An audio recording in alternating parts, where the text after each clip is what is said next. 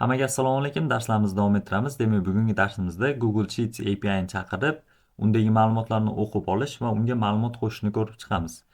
API haqida internetdan o'rganib olishinglar mumkin, lekin qisqacha ta'rif berib o'tib ketsam, API bu Application Programming Interface bo'lib, turli xil software sistemlar o'rtasidagi bir-biri bilan aloqani ta'minlab beruvchi hisoblanadi. Demak, biz birinchi navbatda Google Sheets API'ni olishimiz kerak. Buning uchun Google ga o'tib Google Sheets to Python bilan qidirasizlar va bu yerdan developers.google.com ga birinchi saytga kirasizlar. Bu yerdan biroz pastroqqa tushsanglar, Google Cloud Project bor, shunga bosasizlar. Bu oynadan Go to Create Project ga kirib, endi bu yerga proyektga nom berishimiz kerak. My First Project nomlaylik. Va Create'ni bosamiz. Bu oyna chiqib keladi va bu yerdan APIs and Services bo'limiga kirib olamiz. Bu yerdan Enable APIs and Services ga kiramiz.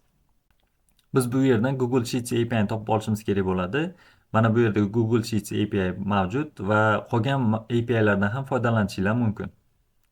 Google Sheets API ga kirib olamiz va Enable ni bosamiz.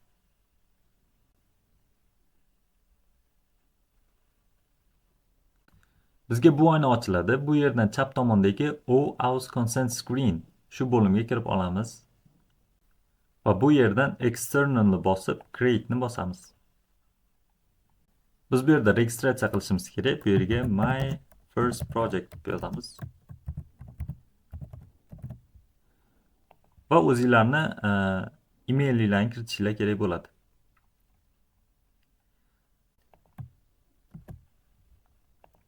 Save and Continue tugmasini bosamiz. Bu yerda ham Save and Continue. Yana Save and Continue. Va biz endi registratsiyadan o'tib oldik. Back to Dashboard.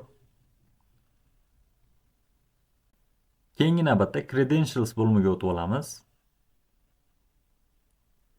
Va bu yerdan Create Credentials bo'limidan OAuth Client ID ni tanlab olamiz. Bu yerda Application Type'ga Desktop App beramiz va Create ni bosamiz.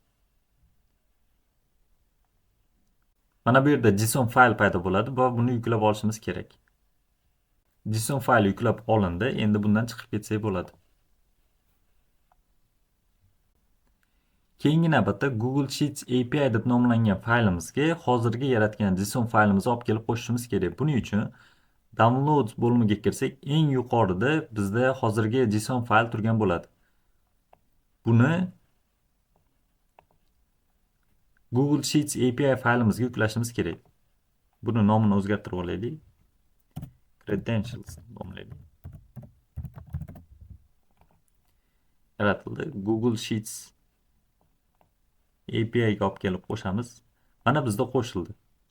Chiqib turib qarasak, mana Credentials JSON qo'shildi bizda. Endi yana Google ga qaytib olamiz va birinchi kirgan saytimizga qaytamiz. Python Quick Start. Bu yerdan biroz pastroqqa tushsanglar, mana bu yerda API ga qanaqa bog'lanish bo'yicha kod yozilgan. Buni ko'chirib olamiz. Bu Python bo'yicha, sizlar Node.js, Java va boshqa dasturlash tillari bo'yicha ham bu kodlarni olishinglar mumkin. Va Python ga qaytib buni joylab qo'yamiz.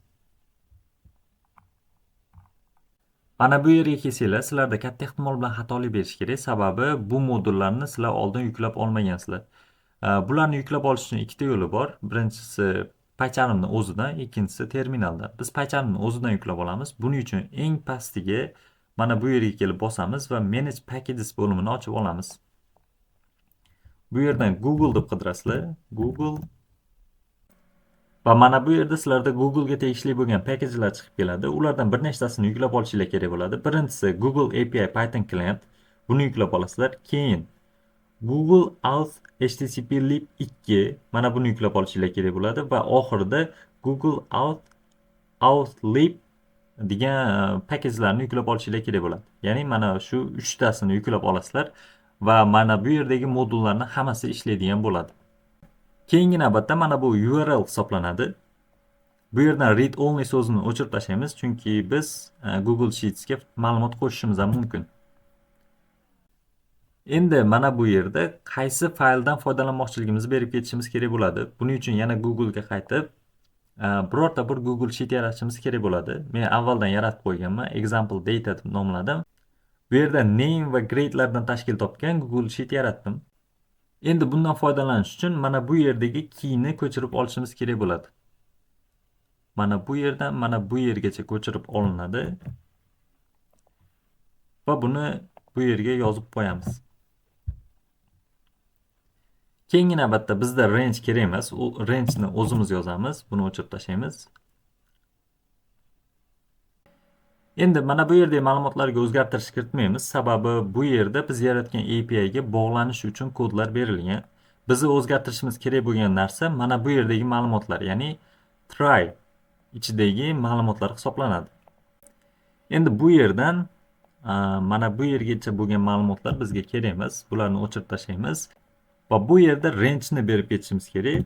Bizda range A1 dan B5 gacha qarab ma'lumotlar berilgan. Shularni olib olish uchun buni range ni berib ketamiz. Bu yerga sheet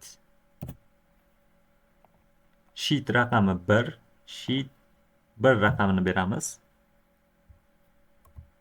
Va undo belgisidan so'ng A1 dan to B5 gacha bo'lgan ma'lumotlarni olishimiz uchun B5 ni beramiz. Bizda ma'lumotlar chiqib keldi. Endi print values deb dasturimizni ishga tushirib ko'ramiz. Bizga mana to'g'ridan to'g'ri Google akkauntga o'tib ketadi. Bu yerdan akkauntimizni belgilaymiz. Bu yerda sizlarda ham access block degan yozuv chiqib keladi. Buni oldini olish uchun API ga qaytib olamiz va pastroqqa tushib add users degan bo'limdan o'zimizni akkauntimizni berib ketishimiz kerak bo'ladi. Akkaunt nomini yozganimizdan keyin save ni bosamiz va dasturdan chiqib ketamiz.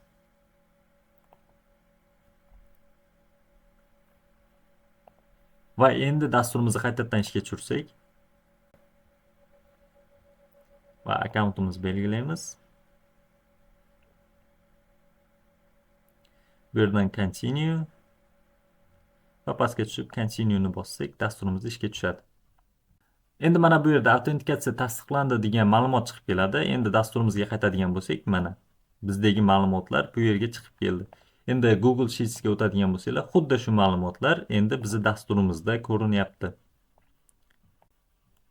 Endi bu yerdagi ma'lumotlarni yaxshiroq holatda chiqarish uchun loopdan foydalanamiz. For I in values da bo'lsa